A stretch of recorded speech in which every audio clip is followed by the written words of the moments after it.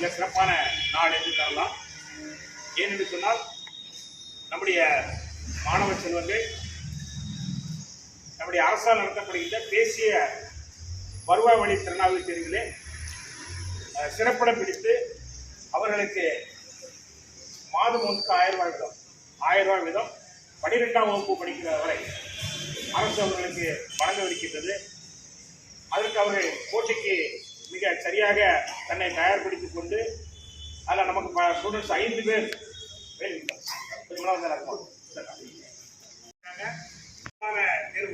ஒரு மார்க்கின் அடிப்படையில் அவர்கள் அதற்கான வாய்ப்பை இழந்தாலும் கூட கடுமையான ஒரு முயற்சியை அவர்கள் எடுத்திருக்கிறார்கள். முதலாவது அந்த முயற்சி எடுத்த 5 மாணவர்களே நம்முடைய சப் இன்ஸ்பெக்டர் சின்னத்துறை சார் சார்பாகவும் 7 மாணவர்கள் அந்த 7 பேரையும் மாணவர்களும் இந்த பயிற்சியிலும் நம்முடைய தாளாளர் ஜெகனையா சார்களும் ஆசிரியர் சார்களும் மாணவர்களை பாராட்டிலும் இந்த பயிற்சி எடுக்கிறேன். இந்த நேரத்திலும் கூட இந்த மாணவர்களை கௌரவிக்க வேண்டும் என்று நம்முடைய தாளாளர் அவர்களும் நம்முடைய தலைமை ஆசிரியர்களும் நம்முடைய சேகர கமிட்டி நிர்வாகிகளும் மிகவும் விரும்பினார்கள். அதன் பேரிலே யாரை அழைக்கலாம் என்று நாம் நினைத்த பொழுது ஒரு பெரிய ஊன்றுகோல் எல்லாருக்கும் ஒரு பெரிய ஊன்றுகோலாக இருந்து பல்வேறு வழிகாட்டுகளை செய்து வருகின்ற சமூக சேவையில் ஆர்வம் கொள்கின்ற குறிப்பாக உங்களை போன்ற மாணவர்களை எல்லாம் ஊக்கப்படுத்துகின்ற நம்முடைய சப் இன்ஸ்பெக்டர் சின்னத்துறை சாரை அழைக்கலாம் என்று நான் கருதுகிறேன். நம்முடைய ஐயாவிடம் கேட்டபொழுது ஐயா அவர்கள் உடனடியாக ஒத்துக்கொண்டார்கள். அவர்களுக்கு இன்றைக்கு பல்வேறு பணிகள் உண்டு. +2 தேர்வு நடக்க அங்கே போனோம். காலில் இருந்து ஒரே ரவுண்ட்ஸு நைட் வரைக்கும் ரவுண்ட்ஸு. அந்த பணியிலும் கூட இங்கே வருகை தந்து சிறப்பித்திருக்கு. நமக்கெல்லாம் மகிழ்ச்சி, நமக்கு பெருமை. ஆகவே நம்முடைய சப் இன்ஸ்பெக்டர் சின்னத்துறை இருப்பாங்க.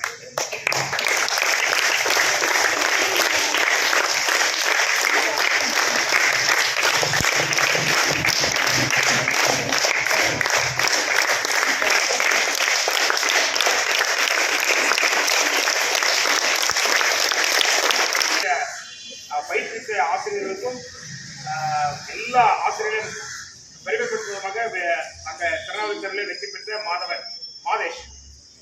மாதேஸ்வரன்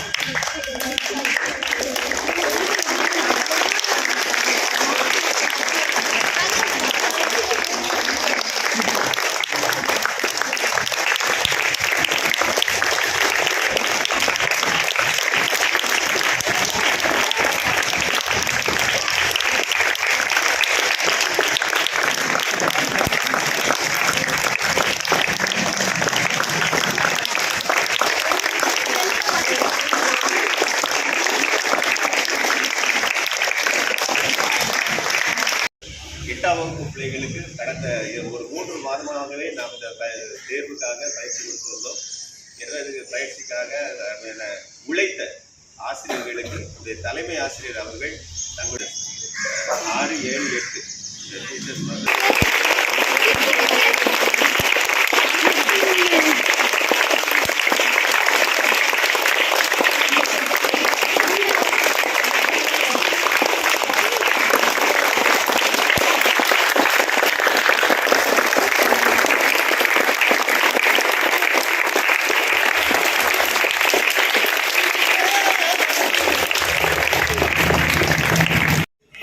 தேர்வு பெற்றிருக்காங்க இல்லையா? அவங்க 12ஆம் வகுப்பு படிக்கிறது வரை அவங்களுக்கு என்னது அரசுலேருந்து அவங்களுக்கு மாதம் 1000 ரூபாய் உதவித்தொகை கொடுப்பாங்க. சரியா?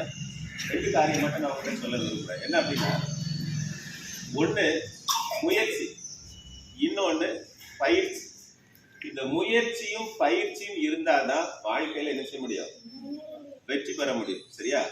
முயற்சி இல்லாமையும் பயிற்சி இல்லாமையும் வாழ்க்கையில் என்ன செய்ய முடியாது, முன்னேறவே முடியாது. ஒரு சின்ன கதை மட்டும் நான் சொல்றேன். ஒரு காவல்துறை அதிகாரி, அவர் மிகுந்த உயர் பதவியிலே இருக்கிறார். ஆனால் ஒரு சின்ன காரியமா இருந்தாலும் அதுக்காக அவர் அந்த காரியத்தை பயிற்சி செய்து முயற்சி, அதுக்காக அவர் எடுக்கிற முயற்சிகள் அதிகம். சின்ன காரியமா இருந்தாலும் சரி, அதை ஒரு ப்ராப்பரா பயிற்சி எடுத்து தான் அதை செய்வார். அதனால ஒரு வாழ்க்கையில பயங்கர வளர்ச்சிக்கு அவங்க வந்துட்டாங்க. அவருக்கு ஒரே ஒரு பையன். அப்போ பையன் அதை பார்க்குறான், தன்னுடைய அப்பாவுடைய வளர்ச்சியை பார்க்குறான். வளர்ச்சியை பார்க்கும்போது அவன் நினைக்கிறான், சின்ன சின்ன காரியங்களுக்கெல்லாம் நம்ம அப்பா வந்து இவ்வளோ கஷ்டப்பட வேண்டிய அவசியம் இல்லையே, ஏன் இவ்வளோ முயற்சி எடுக்கணும், இதெல்லாம் சின்ன சின்ன காரியம் தானே, அதெல்லாம் சாதனை செஞ்சா போதுமே அப்படின்னு சொல்ல முயற்சி எடுக்கிறீங்க அப்படி சொல்லும்போது அவங்க அப்பா வந்து அவனை கூப்பிட்டு போறாங்க. ஒரு இடத்துக்கு கூப்பிட்டு போயிட்டு ஒரு மைதானம் இருக்குது, அந்த மைதானத்துல கொண்டு போய் ஒரு தோட்டாவை அவங்க கையில காட்டுறாங்க. அந்த தோட்டாவை காட்டும் போது இது என்ன தெரியுதா அப்படின்னு உடனே அவன் சொல்றான், தெரியுது, இது தோட்டா, இது சக்தி வாய்ந்தது, இதை வச்சு ஒரு பெரிய யானையை கூட என்ன செய்திடலாம், வீழ்த்திடலாம். அது எவ்வளவு தூரத்துல நின்னாலும் ஒரு யானையை கூட என்ன செய்திடலாம், இது வீழ்த்திடலாம், அவ்வளவு சக்தி வாய்ந்த தோட்டா அப்படின்னு சொல்லி சொல்றான். அப்போ எங்க அப்பா சொல்றாங்க, அந்த தோட்டாவை அந்த பையன் கையில கொடுத்து ஒரு பக்கத்துல ஒரு சின்ன கல்லு மேல ஒரு ஆப்பிள் பழத்தை வச்சு, இந்த ஆப்பிள் பழத்தை நீ வீழ்த்து பார்ப்போம் அப்படின்னு சொன்ன இதை எடுத்து வீசுறான். வீசுறது ஆப்பிள் பழத்து மேல படலை, அது கீழே வேற இடத்துல விழுந்துருது. அப்பதான் அவங்க அப்பா கூப்பிட்டு சொல்றாங்க, தம்பி, இது வந்து வெறுமனை நீ வீசினீன்னா அது ஒரு உலோக துண்டு தான். இதே இது ஒரு துப்பாக்கியில வச்சு நீ பயிற்சி செய்து நீ அந்த குறிபார்த்து அந்த ஆப்பிள் மீது இதை எரிஞ்சினா என்ன செய்யலாம், கரெக்டா வீழ்த்திடலாம். அப்போ துப்பாக்கி என்பது முயற்சி, அந்த துப்பாக்கி என்பது முயற்சி, அந்த துப்பாக்கியை எப்படி பயன்படுத்த வேண்டும் என்பது பயிற்சி. அப்போ நீ ஒரு இலக்கு இல்லாமல் வாழ்க்கையில் நினைச்ச முடியாது, முன்னேற முடியாது. அந்த இலக்கை அடையணும்னா நீ என்ன செய்யணும், முயற்சி பண்ணணும், அடுத்து பயிற்சி எடுக்கணும் இல்லையா? பயிற்சி எடுக்காம நேரடியா எனக்கு இலக்கு இருக்குது, முயற்சி இருக்குது அப்படின்னு சொல்லிட்டு நம்ம போனோம்னா தோல்வியை தான் சந்திப்போம்.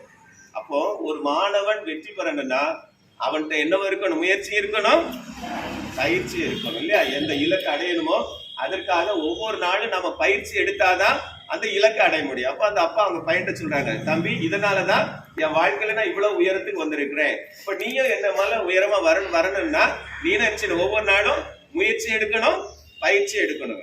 எனவே அருமையான பிள்ளைகளை, நீங்க முயற்சி பயிற்சி இந்த ரெண்டு உங்க வாழ்க்கையில இருந்துன்னா நிச்சயமா உங்க வாழ்க்கையில நீங்க ஒரு பெரிய லெவலுக்கு என்ன செய்யலாம், வந்துடலாம். இன்றைய நாளில உங்களை எல்லாம் மகிழ்விக்கும் கௌரவிக்கும் வந்திருக்கிற அருமையான உதவி ஆய்வாளர் அவர்களை தன்னுடைய பள்ளி சார்பாக நான் வாழ்த்தி வரவேற்கிறேன். கரங்களை தட்டி நாம்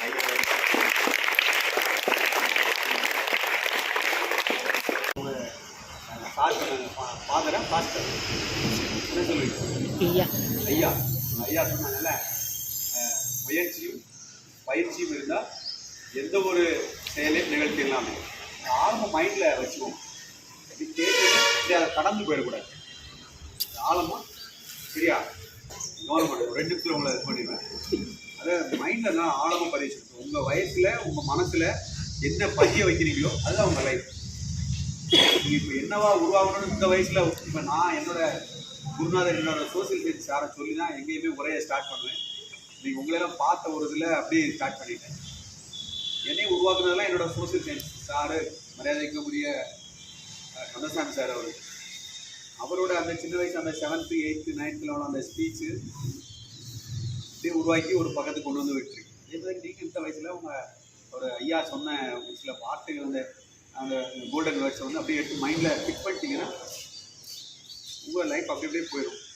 எடுக்கிற ஒவ்வொரு செயலையும் என்ன பண்ணிடுவீங்க, அது ட்ரை பண்ணணும், விடக்கூடாதுங்கிற இந்த ஒரு போட்டி மனப்பான்மை உங்களுக்கு நீங்களே போட்டியாக உருவாகி அந்த செயலை இலக்கு அடையிற வரைக்கும் நீங்கள் என்ன பண்ணலாம், இலக்கு அடையிற வரைக்கும் முயற்சி பண்ணலாம். சரியா அந்த அவங்க சார் சொன்ன அந்த வார்த்தை மைண்டில் ஃபிக்ஸ் பண்ணணும், இது கடந்து போயிடக்கூடாது. சரியா? ஒன்று. ரெண்டாவது, நான் ஆஸ் அ போலீஸ் ஆஃபீஸராக நான் உங்களுக்கு ஒன்றே மட்டும் சொல்லி என்னோட உரையை முடிச்சிடுறேன். நீங்கள் எல்லாருக்கும் சரியா? ரெண்டாவது நிற்கிறவங்க உங்கள் பேர் என்ன பேர்? லஸ்ஸியா. Very good. எனக்கு இந்த பேர் ரொம்ப பிடிக்கும். இந்த பேருக்கு ஒரு கதை இருக்குது. சாம்போட போலீஸ் ஸ்டேஷனில் ஒரு அப்பா கெட்டவர். அந்த அப்பா கெட்டவரோட குழந்தை பேர் பிளஸ்ஸி. அவர் தவறு பண்ணார், இது பண்ணணும். அது பழைய கதை, ரொம்ப நாள் ஆச்சு. அதெல்லாம் எத்தனை வருஷம் இருக்கும்? 17-18 உள்ள கதை. ஸோ அந்த பேர் எனக்கு மறக்காது. அது இப்போதைக்கு வேணாம். நீங்கள் ஒன்று மட்டும் தெரிஞ்சுக்கிடுங்க. ஒழுக்கம் ப்ளஸ்ஸு கல்வி ரெண்டும் சேர்ந்தவங்க தான் பெரிய நிலைக்கு வரணும். ஒழுக்கம் கல்வி. ஒழுக்கம்னா என்ன சொல்லுவீங்க? டிசிப்ளின். எது இதெல்லாம் தப்புன்னு உங்கள் டீச்சர்ஸ், உங்கள் பேரண்ட்ஸ், உங்கள் ஐயா எல்லாரும் இதெல்லாம் தப்பு தவறு அப்படின்னு சொல்கிறாங்கன்னா அதை செய்யக்கூடாது. கரெக்ட்? அதுதான் டிசிப்ளின், ஒழுக்கம். வேறு ஒன்றும் கிடையாது. சொல்ல புரியுதா? பட்டன் போடணும் அப்படின்னா அதுவும் டிசிப்ளின், ஒழுக்கம். சொல்ல புரியுதா? இது சின்ன விஷயம், இதுலேருந்து ஆரம்பிச்சு அப்படியே போயிட்டே இருக்கணும். சொல்ல புரியுதா? இது தவறு, இது அடுத்தவங்க பொருள் எடுத்துக்கிட்டே நாமத்தை முறை கொடுத்தோம். சொல்ல புரியுதா? ஒழுக்கம் எங்கேருந்து ஆரம்பிக்கிறா? சின்ன சின்ன விஷயங்கள்லேருந்து ஆரம்பிச்சு. ரெண்டாவது கல்வி. இந்த ரெண்டும் ஒரு சேர. கல்விங்கிறது நீங்கள் உங்களுக்கு குருநாதர்கள் சொல்கிறது தான். சரியா? உங்களோட நலத்தில், உங்களோட உயர்வில், உங்களோட வளர்ச்சியில் உங்கள் பேரண்ட்டை விட ஒருபடி அக்கறை, ஆசை இவங்களுக்கு தான் இருக்கும். ஏன் ஸ்டூடெண்ட் அப்படின்னு சொல்லி பாளையங்கோட்டை ஜங்ஷன் பஸ் ஸ்டாண்டில் ஒரு டீச்சர் என்னை இப்படி தழுவுனாங்க. என்னோடய டீச்சர், நான் அப்போ போலீஸ் ஆஃபீஸர். ஒரு பெரிய பையனை இப்படி இது பண்ணுறேன் அப்படிங்கிற ஒரு ஃபீல் அவங்களுக்கு வரல. காரணம் என்ன? நான் நடந்துக்கிட்டது, நான் அந்த படிக்கிற சமயத்தில் அந்த மாதிரி இது பண்ணது. சரியா? நீங்களும் அந்த மாதிரி நல்லா படிக்கணும், நல்லா டிசிப்ளின்டாக இருக்கணும், நல்ல உயர்ந்த நிலைக்கு வரணும். அந்த தம்பிமார் 2 தம்பிமார் மாதிரி நீங்களும் நல்ல முயற்சி எடுத்து ஒவ்வொரு விஷயத்துலையும் முயற்சி எடுக்கணும். சரியா? படிக்கிறது மட்டும் இல்லை, ஓடுறதா முயற்சி எடுக்கணும், அப்பா ஹெல்ப் பண்ணுறதா முயற்சி எடுக்கணும், அம்மா ஹெல்ப் பண்ணுறதா முயற்சி எடுக்கணும். எல்லா செயல்களையும் உங்களோட முயற்சி இருக்கணும். சொல்ல புரியுதா? எங்கள் கலியமூர்த்தி ரிட்டையர்டு எஸ்பி சார் சொல்லுவாங்க, ஜெயிக்கிற வரைக்கும் குதிரை மாதிரி ஓடணும் அப்படின்னு. ஜெயிக்கிற வரைக்கும் எதை மாதிரி ஓடணும்? குதிரை மாதிரி. ஜெயிச்ச பிறகு குதிரையை விட வேகமாக ஓடணும். ஏன்? ஆல்ரெடி ஜெயிச்சவங்க இருப்பாங்க. சொல்ல புரியுதா? இப்போ நீங்கள் டீச்சர் ஆகணும்னு ஆசைப்படுறீங்க, டீச்சர் ஆகிட்டீங்க. ஆல்ரெடி அங்கே டீச்சர்ஸ் இருப்பாங்க. நீங்கள் அவங்க கூட்டத்துக்குள்ள நீங்களும் போய் உட்காருவீங்க. ஸோ அவங்களையும் ஜெயிக்கணும். அப்போ என்ன பண்ணணும்? குதிரையை விட வேகமாக ஓடணும். சொல்ல புரியுதா? அதனால் நல்லா படிக்கணும். எஸ்பி சார் அருண் சக்திகுமார் பழைய எஸ்பி சார் சொன்ன ஒரே ஒரு வார்த்தை, ஒழுக்கமில்லா கல்வியும் கல்வியில்லா ஒழுக்கமும் பயனற்றது அப்படி சொல்லுவாங்க. அதனால் ரெண்டும் ஒரு சேர கலந்துருக்கணும். நல்லா டிசிப்ளினாக இருக்கணும், நல்லா படிக்கணும். அவங்க டீச்சர்ஸ் என்ன சொல்கிறாங்களோ அதை கேட்கணும். சரியா? அப்பா அம்மா டீச்சர்ஸு என்ன சொல்கிறாங்களோ, உங்களுக்கு இந்த வயசு அந்த மாதிரி, அதனால் இவங்க என்ன சொல்கிறாங்களோ அதை செஞ்சால் போதும். சரியா? அவங்களுக்கு இன்னொரு நாள் கூட கொஞ்ச நேரம் டைம் எடுத்து உங்களை உட்கார வச்சு நான் பேசுகிறேன். சரியா? தேங்க்யூ.